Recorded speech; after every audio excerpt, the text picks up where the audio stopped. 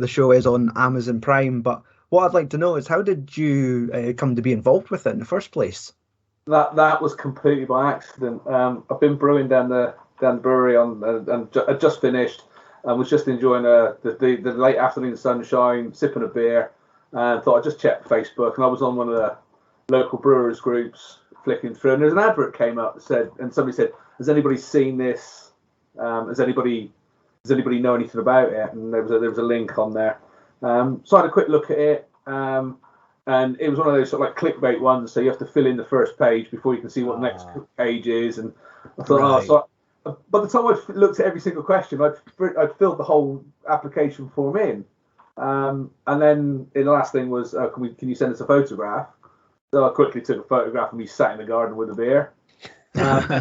Sent it off, and then I phoned Rich up and said I've just entered us into a competition. And it was a nice surprise for him. It was a little bit of a shock.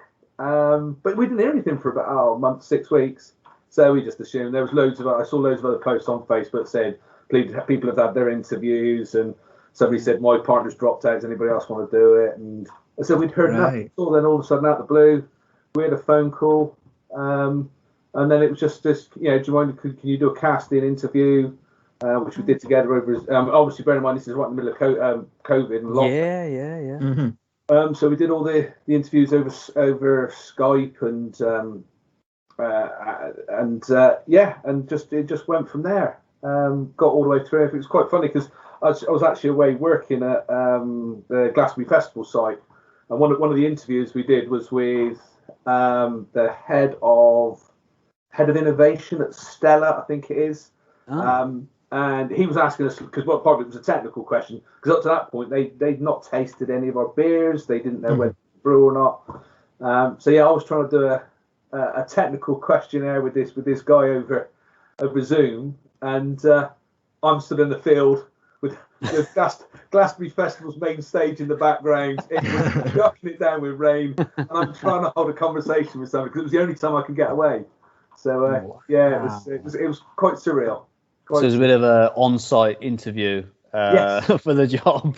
Yeah, and that was pretty much it. It said each stage. I couldn't believe we'd got to that stage. Mm-hmm.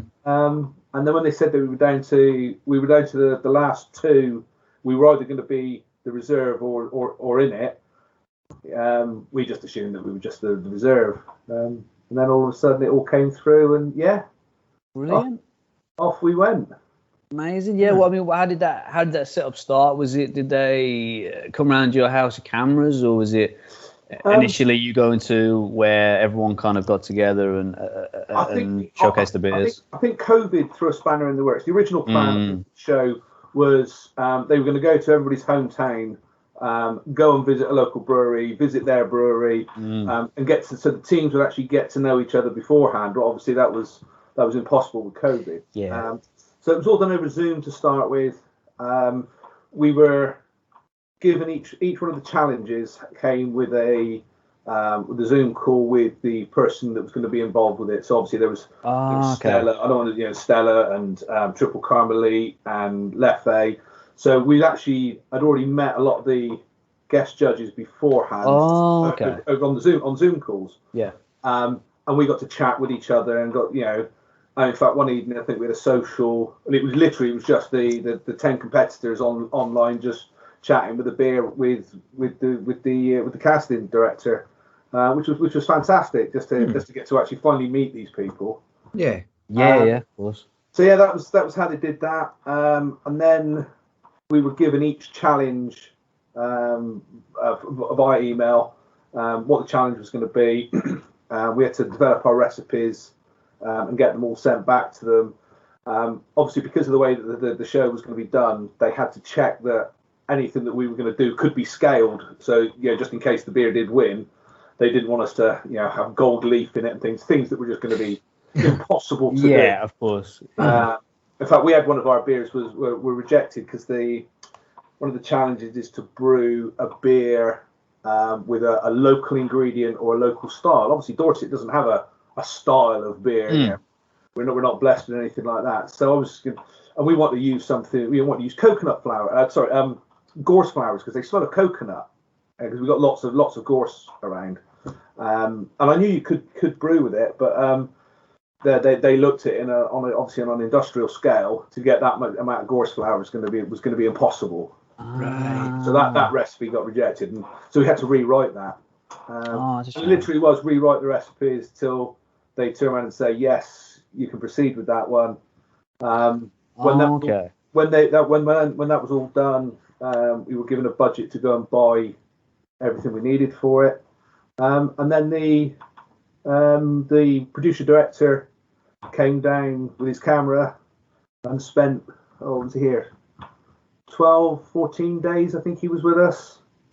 Stayed in a local hotel. We adopted him, actually. I mean, he was fantastic. I mean, I don't know if you obviously watched the show and that. He's the one that made Paul look absolutely stunning. I mean, some of his photography. I mean, it's mind blowing what he's done. So, he's made us look brilliant. So, but yeah, no, that was a very surreal experience, brewing with a camera constantly on you.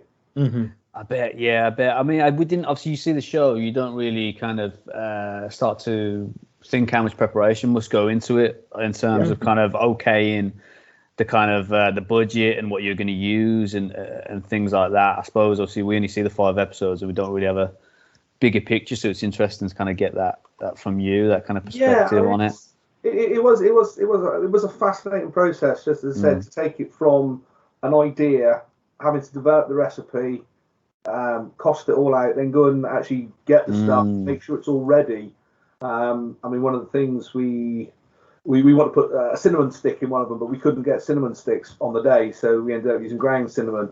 But luckily I had a catering pack in the cupboard and in the house, which was fortunate. And it's trying to remember all those things to make sure everything's in place, and then dealing with the mistakes you make. Yeah, I suppose part of the experience, isn't it? But yeah, it was riveting to watch.